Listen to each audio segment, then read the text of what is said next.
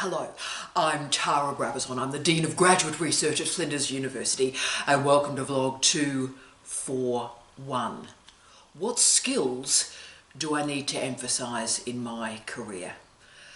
So we're ending our university industry trilogy with a vlog dedicated to Sarah, and Sarah's advice and impetus and energy and propulsion created this series, and this is so important. And Sarah, the suggestion that you gave me for this vlog is really transformative, I think, of all the vlogs that follow. So let me tell you a little bit about Sarah. Just about to finish her PhD, which is tremendous. But she had a career before she entered her PhD in the public service, looking at natural resource management. And so at this point where she'd had this career, she was thinking about what the next stage of her life would look like. And she was aware, and is aware, that she's going to move between university and industry, the public and private sector, throughout the rest of her career, as all of us will. And she then asked me the crucial question. Okay, so I have to be flexible, I have to be adaptable, supposedly, but Tara, do I have to become a Swiss Army knife? Is that the model for the future of my career? Am I a Swiss Army knife, or do I focus on a few skills that I have and therefore will be less adaptable? What a truly remarkable project, and I've loved writing this vlog for you, Sarah. And Sarah, you are the best of us, so let me answer your truly brilliant question. And to do that, this vlog has two very clear parts. Firstly, I do want to address the Swiss Army knife metaphor, trope, idea, imagery. It's brilliant, and I want to take that one on. But secondly, I then want to talk about 8 skill sets. They're called doctoral graduate attributes. 8 very bespoke skill sets that you can use to structure your CV. Remember in the last vlog, we talked about the industry CV. So you will be able to use the 8 headings that I'm talking about this week as the structure for that industry CV. They may be placeholders, you may change them in years to come, but this is where we start that conversation. So these skill clusters we actually developed at Flinders University, doctoral graduate attributes. We did this. This is us. And if we put in doctoral graduate attributes Flinders into Google, then you will see a one-pager that presents all these remarkable attributes. So we're going to return to these 8 skill clusters in a sec. But firstly, yes, it's time for the Swiss Army knife. So Sarah, do you have to change your entire career and life and CV into a Swiss Army knife? The answer is no, you don't.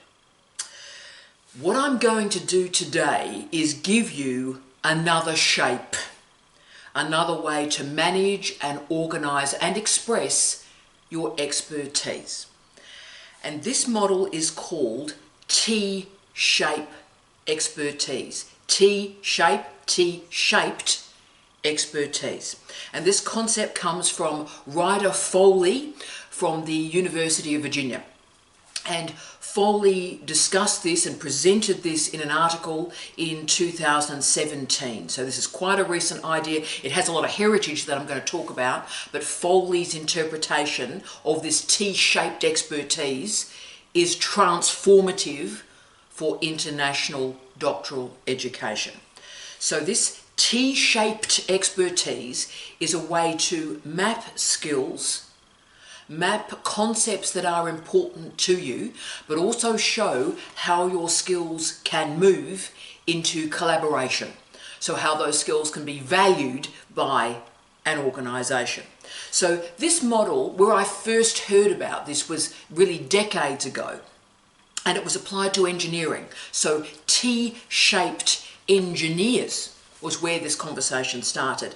And the earliest reference I found to T-shaped expertise is from a scholar called Guest in 1991. Now, I was alive then, a lot of you weren't, but in 1991, all the focus was about, well, I have this social system and economic system expertise. I'm a business person, but how do I enfold and this was the phrase used at the time, IT expertise. How do I unfold computing expertise into my business expertise? So how does something new come into my expertise? So the T-shaped manager in this model was versatile. And let me try and explain the T. So the T, the vertical shape, is the deep expertise. The horizontal shape is the skill set you possess, the capacity to collaborate with others. So if you think about it, the horizontal bar is the breadth of your expertise, and the vertical bar is the deep expertise that you have developed and you hold. Now, this is the thing. Often in this vlog I go, is this a thing? This is a thing. So in an interview, in your writing, in your profile, you can use the phrase T-shaped expertise and people will know what you're talking about. Now, for me, and it was weird revisiting these debates that I looked at 20 years ago, for me, the T-shaped expertise that we're talking about today, this is a PhD student. This is the best way to capture who you are and what you do. So if you think about it, your professional development programs, your peer support, your research dissemination, that is the horizontal bar of the T. The key change, therefore, that was explored by Foley is what you've got to do as a PhD student is take that vertical bar, that deep expertise that you have in a particular slice of knowledge, and then find a way to disseminate it, to move that through peer support, through professional development around, how you move the expertise around. And for me, this is your future. This is my future. This is our future, because it captures your depth of expertise, which is crucial, but it says that depth of expertise is not enough. I then need strategies through professional development to demonstrate how that deep expertise becomes a skill set. Now, Tim Brown also used that T shape in a really interesting way as well. I did just want to mention this is another way of using that shape. So Tim focused very much on what is going on here, right? Well, the base of the T, this vertical bit of the T, is innovation. So this is how you innovate. This is your PhD, original contribution to knowledge. This is how you innovate, and the top bar is collaboration. So this is how you innovate. This is how you share that innovation. Brilliant. So Sarah, hi, everyone out there, this is the thing. This is the way to acknowledge everything that you are, everything that a PhD gives you, but then find the strategy to move it about through professional development, skill sets, and collaboration. Okay, so Sarah, Swiss Army knife, no more. T-shaped expertise, yeah. Okay, so we've got the shape, cool. What I'm going to do in the rest of the vlog is work very strongly on that horizontal bar. You've got that. Your PhD is this. You've got that. I want to work on the horizontal bar. So what parts of the bar allow you to extend your disciplinary expertise, to prove your versatility, how you can adapt, how resilient you are to move that knowledge system around to diverse communities. So what we're going to do now is talk about these 8 skill clusters. And as I talked about, these can be used in your industry CV to actually structure what you do. Very, very happy for you to do that, and it does work. I've done it in my own CV for the industry CV, and it works nicely. So as I've said, these 8 skill clusters actually come from Flinders University. We developed them. Dr. Danny Milos and the wonderful Megan Prideaux with our professional development team created this incredible project for the world. So when I'm talking about this today, I am incredibly proud and quite emotional about it, because this is, something that the Office of Graduate Research has done. The research we have done and gifted to candidates around the world. Now, we created the doctoral graduate attributes for 2 reasons, and it's important to acknowledge both. And really they're capturing Sarah's future, about the industry university movement. Okay, so firstly, doctoral graduate attributes were formed to give you, yes you, a vocabulary, a language and a structure so that you can explain to employers, consultants, on we go, you can explain to them what your PhD has done in terms of skill development. So yes, the knowledge, but what other skills have you developed? So it's a way to help you, give you that language and structure what this doctorate has given to you. But it has a second purpose, and it is significant that I acknowledge it today. I can have you as industry ready as I like, and I can talk about T-shaped expertise, and I can get you ready to rumble. But if you are going to employers, if you're going to organisations, and they dismiss a PhD, then you can have as many skills as you like. But if we're dealing with an organisation and they see a PhD on a CV and they dismiss that PhD, then we're in trouble. So therefore, the doctoral graduate attributes existed as a communication matrix. So what happens is whenever I do industry work, organisational work, work with employers, as I do on a weekly basis, done a couple of gigs this week, I take this one pager with me. So I take the doctoral graduate attributes, 8 skills about, and I use this as a communication system with colleagues in diverse industries to explain what a PhD can do.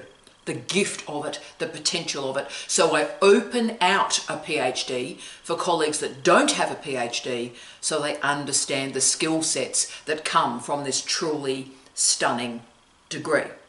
Okay, so that's what we've created, a communication matrix. So let's get into this quickly. Let's look at these 8 categories for you to shape and hone your career. T-shaped expertise. Let's do the horizontal component. Boom.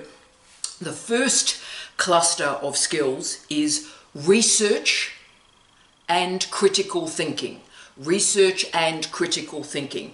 Now, this refers to the capacity to find, to synthesize and organize information to create an output, to create an evidential base and an outcome. You are able to construct arguments and you're able to formulate and understand questions, interpret those questions, and yes, answer those questions. Our second cluster is obviously engagement and impact. Yes, we've gone there. So this cluster demonstrates your ability to find opportunities. Opportunities to not only share knowledge, but find new ways to apply already existing knowledge systems. So what happens is you demonstrate the ability to move knowledge through Australia, move knowledge internationally, and understand how to disseminate ideas in a way that is appropriate for a diversity of communities and stakeholders. So you value research dissemination, you act ethically, and you understand how information and knowledge moves with integrity. 3, depth of disciplinary expertise. Depth of disciplinary expertise. Now, this obviously is the vertical bar of your T-shaped expertise. This is the bar. And this is where you demonstrate your expertise, your competency in your discipline, your ability to understand a body of literature and to innovate from that literature. You know the limits of your discipline. You know when you need to apply alternative approaches to enable the answer to a difficult question. So you are rigorous. You know how to create concrete modes of understanding. You also know how to unsettle the status quo, an original contribution to knowledge. So you are able to look at the current state of knowledge and innovate from it. So that is your PhD. So what I need you to do is break this incredible achievement into a skill cluster. So let's move to cluster 4, personal and professional awareness. So great for our clinical colleagues out there too, but this is the ability to reflect on your practice, to understand your strengths and your weaknesses and develop a personal development plan. So this means you are strategic, you know how to operate independently, you know how to operate without guidance, but you also know when to ask the concrete questions and enact positive and productive collaboration. You are motivated, you persevere, and you're able to manage setbacks. That's the definition of a PhD. But you're also curious. You're able to maintain that wonderful open mind and be available for the opportunities as they present themselves. The fifth cluster, everything to me really, fifth cluster, effective research communication. Oh yeah, effective research communication. This is big. Effective research communication demonstrates your capacity to convey knowledge, convey outcome, convey ideas. Yep. It also demonstrates your ability to convey that knowledge to diverse audiences and also understand the bespoke nature of interfaces. So you're able to say, right, I have a research plan. Part of that research plan is a research dissemination plan. Part of that research dissemination plan is a research communication plan. And that requires me to understand who are the audiences I want to reach and what interfaces enable me to reach those audiences. So this means, I'll use the phrase, you are a thought leader. You're able to participate in the communication about ideas. You present ideas clearly and logically, and you also have active listening abilities and reflect on the ideas expressed by others. Remember, communication is not talking, it's listening, it's engaging. You're also multimodal. You know that you can write well, but you also know when you need to step away from the written word and use sound or use vision in a different way. Cluster 6, teamwork and collaboration. Yeah. So you create and you build relationships. And you're able to build those relationships with a diversity of people far beyond your discipline. You're able to understand your local environment, create a sustainable knowledge environment within your present, but also move those ideas with integrity and with care through space.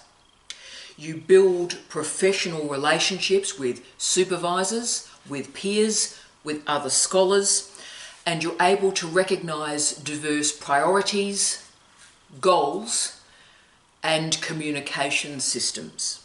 So you welcome collaboration, you're able to identify opportunities and create outcomes from those opportunities. So that means you can develop collaborative networks and sustain them. Skill cluster 7, again crucial. Integrity and ethics. Yeah. You respect academic and research integrity. You understand what both those phrases mean and you activate them in your daily life. You demonstrate ethics, you demonstrate research integrity when you are collecting information, presenting information, or disseminating that information. You understand personal ethics and professional ethics, and you work hard to reconcile differences. So that means you create respectful relationships with stakeholders. You care about the experiences of others and you listen to their truths and change your own. So we're now at skill cluster 8. Told you this would change your life. Let's do skill cluster 8. Project management and research strategy. So this means you plan and you implement a multi-phasic project. That's what a PhD is, a multi-phasic project. You implement resource management, You implement time management. You are aware of risks and you adapt and manage those risks with care and thought. So that means you align your research project to the institutional and governance needs of an organisation. You also know that no solution is perfect, but you manage risk. You can never get rid of risk. You manage risk to create deliverable outcomes with ethics. So as you can see with these 8 clusters, this is what a PhD gives you. These are the skill sets that a PhD gives you on the way through in a candidature. How precious is this? Now these 8 skill clusters are incredibly valuable to the world, particularly now. So Sarah, you now have your T-shaped expertise. You've got the PhD, the vertical shape, but you've also got that wonderful horizontal bar of peer review, peer support, and professional development. And you thought you were just enrolled in a degree. I wish you love, light, and peace. Tea out.